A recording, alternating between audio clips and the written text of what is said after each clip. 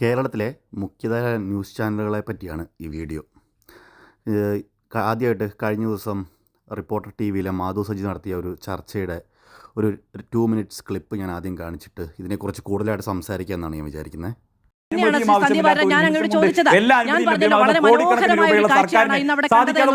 പക്ഷെ ലീഗ് ഉണ്ടായിരുന്നില്ല. എത്ര പണമെന്നോ ഏത് അക്കൗണ്ടെന്നോ ഏത് ആപ്പെന്നോ നിരന്തരം ചോദിച്ചിട്ട് അവർക്ക് മറുപടി ഇല്ലാത്ത പ്രശ്നം ഉണ്ടായിരുന്നില്ല.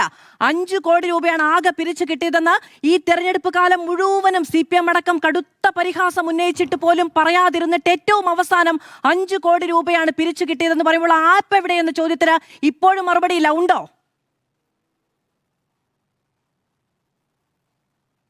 ഞങ്ങൾ പൊളിറ്റിക്കൽ പാർട്ടിയാണ് മാധു. അത്തരം ചില ആഭ്യന്തര കാര്യങ്ങൾ ഞങ്ങൾ ചർച്ച ചെയ്ത് ഞങ്ങൾ വിചാരിക്കുന്ന സമയത്ത് ഞങ്ങൾ ജനങ്ങളോട് പറയും. അത് ഞങ്ങളുടെ പ്രൊജക്റ്റീവാണ്, ഞങ്ങളുടെ അവകാശമാണ്. നിങ്ങൾ ചോദിക്കുന്ന സമയത്ത് അതിന് മറുപടി പറയേണ്ട ഒരു ബാധ്യത ഞങ്ങൾക്കില്ല. ഒരു ബാധ്യത ഞങ്ങൾക്കില്ല. ആ കാര്യത്തിൽ നിങ്ങളോട് മറുപടി പറയേണ്ട ഒരു ബാധ്യതയും കോൺഗ്രസ് പാർട്ടിക്കില്ല. നിങ്ങൾ വിമർശിച്ചില്ലേ? കാര്യമില്ലല്ലോ. അല്ല, അപ്പൊ CPM-ന്റെ വാദം നിങ്ങൾ അംഗീകരിച്ചോ? തട്ടിപ്പുകാരെന്ന് നിങ്ങൾ ഇതിന് മറുപടിയായി വയനാട് ഫണ്ട് തട്ടിപ്പിനെ കുറിച്ച് ചോദിച്ചപ്പോൾ രക്തസാക്ഷി ഫണ്ട് തട്ടിപ്പുകാരെന്ന് നിങ്ങൾ CPM-നെ പരിഹസിച്ചില്ലേ? അപ്പൊ നിങ്ങൾക്ക് ഇത് ചോദിക്കുന്നതിന് ബുദ്ധിമുട്ടില്ലായിരുന്നോ? അതോ നിങ്ങളത് അംഗീകരിച്ചോ? മാധു, കോൺഗ്രസിന്റെ ഫണ്ട് പിരിവ് സംബന്ധിച്ച് കോൺഗ്രസ് ഈ പ്രൊജക്ട് കഴിയുമ്പോൾ എത്ര തുക ചെലവാക്കിയെന്ന് സംബന്ധിച്ച് അണാപ്പായി വ്യത്യാസമല്ല. ഈ പ്രൊജക്ട് കഴിഞ്ഞിട്ടില്ലല്ലോ, ഓൺഗോയിങ് പ്രൊജക്ട് അല്ലേ. ആ പ്രൊജക്ട് കഴിയുന്ന സമയത്ത് അണാപ്പായി വ്യത്യാസമില്ലാതെ എവിടുന്ന് പോയതൊക്കെ രൂപം ഞങ്ങൾ പ്രസിദ്ധീകരിക്കും. മാസങ്ങളോളം ചോദിച്ചിട്ട് മിണ്ടാൻ പറ്റുമോ നിങ്ങൾക്ക്? ഏത് അക്കൗണ്ട് എന്ന് ചോദിച്ചിട്ട് മിണ്ടാൻ പറ്റുമോ? ഏത് ആപ്പ് എവിടെയെന്ന് ചോദിച്ചിട്ട് മിണ്ടാൻ പറ്റുമോ? ഒരു തെരഞ്ഞെടുപ്പിന്റെ മുന്നിൽ നിൽക്കുമ്പോൾ നിങ്ങൾക്ക് അതിൽ ഏതെങ്കിലും ഒന്നിന് മറുപടി ഉണ്ടായിരുന്നോ? വാഗ്ദാന ലംഘനങ്ങളുടെ ഈ പരമ്പര മുന്നോട്ട് വെച്ചുകൊണ്ടാണ് നിങ്ങൾക്ക് ഈ തെരഞ്ഞെടുപ്പ് നേരിടേണ്ടി വന്നത്. നിങ്ങൾ എങ്ങനെ വിശ്വസിക്കുമെന്ന് CPM ചോദിച്ചില്ലേ? നിങ്ങൾക്ക് മറുപടി ഉണ്ടായിരുന്നോ? മാധു നിരന്തരമായി ചോദ്യം ചോദിച്ച് വായടപ്പിച്ചുകൊണ്ട് ഒരു കാര്യമില്ല. ഞങ്ങളൊരു പൊളിറ്റിക്കൽ പാർട്ടിയാണ്. ആസ് എ പൊളിറ്റിക്കൽ പാർട്ടി ഞങ്ങൾക്ക് ചില റൈറ്റ് ഉണ്ട്. ഞങ്ങൾ കൃത്യമായിട്ട് ഈ വീട് നിർമ്മാണ പ്രവർത്തനം പൂർത്തീകരിച്ച് ജനങ്ങൾക്ക് കൊടുക്കുമ്പോൾ ജനങ്ങളുടെ മുൻപിൽ അവതരിപ്പിക്കാനുള്ള മുഴുവൻ കണക്കുകളും ഞങ്ങൾ അവതരിപ്പിച്ചിരിക്കും. അതൊന്നും ഞങ്ങൾ ഞങ്ങൾക്ക് എത്ര രൂപ വന്നു, ഞങ്ങൾ എങ്ങനെ ചെലവാക്കി, ഏതൊക്കെ രൂപ ഞങ്ങൾ കഴിയുന്ന ഈ പ്രൊജക്ട് ഓൺഗോയിങ് ആണ്. ആണല്ലോ. ശരി, ഒരു മിനിറ്റ്. ഞാൻ ശ്രീ SK സജീഷിലേക്ക് കൂടി പോയിട്ട് എനിക്കൊരു ഇടവേളയും അനിവാര്യമാണ്. അല്ല, സമയം പോയിരിക്കുന്നു. ഓക്കെ, ഇതൊരു 2 മിനിറ്റിൻ്റെ ക്ലിപ്പായിരുന്നു. നിങ്ങളത് കണ്ടു എന്ന് വിചാരിക്കുന്നു. ഇതിൽ 2 മിനിറ്റിൽ അത് ഒരു കോൺഗ്രസിൻ്റെ പക്ഷത്തു നിന്ന് സംസാരിക്കുന്ന സന്ദീപ് വാര്യർ കൊടുത്ത അവസരമാണ് അവരുടെ പാർട്ടിയുടെ നിലപാട് പറയാൻ. ഇവർ ക്ഷണിച്ച പ്രകാരം കോൺഗ്രസ് പാർട്ടിയുടെ നിലപാട് പറയാൻ വേണ്ടി അവിടെ വന്നിരിക്കുന്ന ആളാണ്, ഇവർ ക്ഷണിച്ചത് പ്രകാരം വന്ന ആളാണ് സന്ദീപ് വാര്യർ.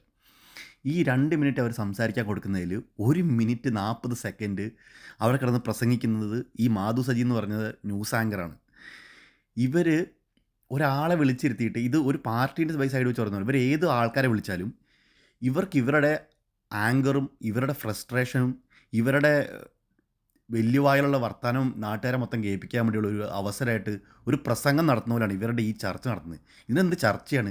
ചോദ്യം ചോദിക്കുക, മിണ്ടാതിരിക്കുക, പറയാനുള്ള കേൾക്കുക, കാണിക്കാനുള്ളൊരു സാമാന്യ മര്യാദ. എന്താണ് ഈ മാധ്യമപ്രവർത്തനം? എന്താണ് ഇവർ ഇവരെന്തൊരു സ്റ്റേജ് ഷോ ആണല്ലോ അവിടെ നടത്തുന്നത്. വരുന്നവരെ മൊത്തം മൈക്ക് കട്ട് ചെയ്യുക, അവരുടെ മുകളിൽ കയറി സംസാരിക്കുക, അവരെ വെറുപ്പിക്കുക. ഇതൊക്കെ എന്തൊരു മാധ്യമ സംസ്കാരമാണ്? ആ സ്ത്രീയുടെ ബോഡി ലാംഗ്വേജ് നിങ്ങളാരും ശ്രദ്ധിക്കുന്നുണ്ടോ? ആ ഓപ്പോസിറ്റ് ചെയ്യുന്ന സന്ദീപ് വാര്യർ എന്ത് മര്യാദയോടെയാണ് അവരോട് സംസാരിക്കാൻ ശ്രമിക്കുന്നത്? ആരുടെ മുമ്പിലാണ് ഇത് പ്രൂവ് ചെയ്യാൻ ശ്രമിക്കുന്നത്? എന്താണ് ഇവർ പ്രൂവ് ചെയ്യാൻ ശ്രമിക്കുന്നത്? ഇതെന്തോ വയനാട്ടിൽ വീട് വെച്ച് കോൺഗ്രസ് കൊടുത്തില്ല എന്നുള്ളതിൻ്റെ പേരിലാണ് ഇവർ ഇതിന് മാത്രം വലിയ ആത്മരോക്ഷം ഇവിടെ കിടന്ന് കാണിക്കുന്നത്. ഇവർ ഏത് ചാനലിരുന്നാണ് ഈ ആത്മരോക്ഷം കാണിക്കുന്നതെന്ന് അറിയാമോ? ഇത്ര വലിയ റെസ്പോൺസിബിൾ ആയിട്ടുള്ളൊരു സിറ്റിസൺ ആയിട്ടാണ് ഇവർ സംസാരിക്കുന്നതെങ്കിൽ, മീഡിയ പേഴ്സൺ എന്നുള്ള കാര്യം വിടൂ, ഒരു റെസ്പോൺസിബിൾ സിറ്റിസണാണ് ഈ രാജ്യത്തോടും ഈ സംസ്ഥാനത്തോടും റെസ്പോൺസിബിലിറ്റിയുള്ള ഒരു സിറ്റിസണായിട്ടാണ് ഇവർ സംസാരിക്കുന്നതെങ്കിൽ ഇവർ ഏത് ചാനലിരുന്നാണ് ഇത് സംസാരിക്കുന്നതെന്ന് അറിയാമോ? റിപ്പോർട്ടർ ചാനലിൻ്റെ ഇവർ ശമ്പളം വാങ്ങുന്ന ഇവരുടെ മുതലാളി കാണിച്ചു വെച്ചേക്കുന്ന വിഷയങ്ങൾ എന്തൊക്കെയാണെന്ന് അറിയാമോ? ഈ വയനാട്ടിൽ തന്നെ 400 പേർക്ക് വീടുണ്ടാക്കി കൊടുക്കാൻ സ്ഥലവും കൊടുക്കുമെന്ന് പറഞ്ഞ് പ്രോമിസ് കൊടുത്ത ഒരു ചാനലാണ് ഇരുന്നാണ് ഇവർ ഈ സംസാരിക്കുന്നത്. അതിനെക്കുറിച്ച് ഇവർക്ക് ധാർമ്മിക രോക്ഷമില്ലേ? കാട്ടുകൊള്ളൻ മരം മുറിച്ച് ഫോറസ്റ്റിൽ നിന്ന് മരം മുറിച്ച് കടത്തി എന്നുള്ള കേസിലെ പ്രതിയായിട്ട് നിൽക്കുന്ന ഒരാളുടെ ചാനലിൽ നിന്നാണ് ഇവർ ഈ ആത്മരോഷം പ്രകടിപ്പിക്കുന്നത്. മെസ്സിയെ കൊണ്ടുവരും എന്ന് പറഞ്ഞിട്ട് അതും പറഞ്ഞ് അതിനകത്ത് ആൾക്കാരെ പറ്റിച്ച് അതിനകത്ത് നിന്ന് പൈസ പിടിക്കുന്ന ആരോപണം നിൽക്കുന്ന ഒരു ചാനലിരുന്നാണ് ഇവർ ഈ ആത്മരോഷം കാണിക്കുന്നത്. ആദ്യം സ്വന്തം ജീവിതത്തിലും സ്വന്തം വ്യക്തി ജീവിതത്തിലും ഈ കാണിക്കാൻ പറ്റാത്ത ആദർശം ബാക്കിയുള്ളവരുടെ മേളിലേക്ക് ഈ ഷോ കാണിച്ചുകൊണ്ട് ഇറക്കുമ്പം മാധു സജിനെ പോലുള്ള മീഡിയ പ്രവർത്തകർ ആദ്യം ആ കാര്യത്തിലൊരു ക്ലാരിറ്റി വരുത്തിയിട്ട് ബാക്കിയുള്ളവരുടെ മണ്ടയ്ക്ക് കയറണം എന്നാണ് മാത്രമേ പറയാനുള്ളൂ.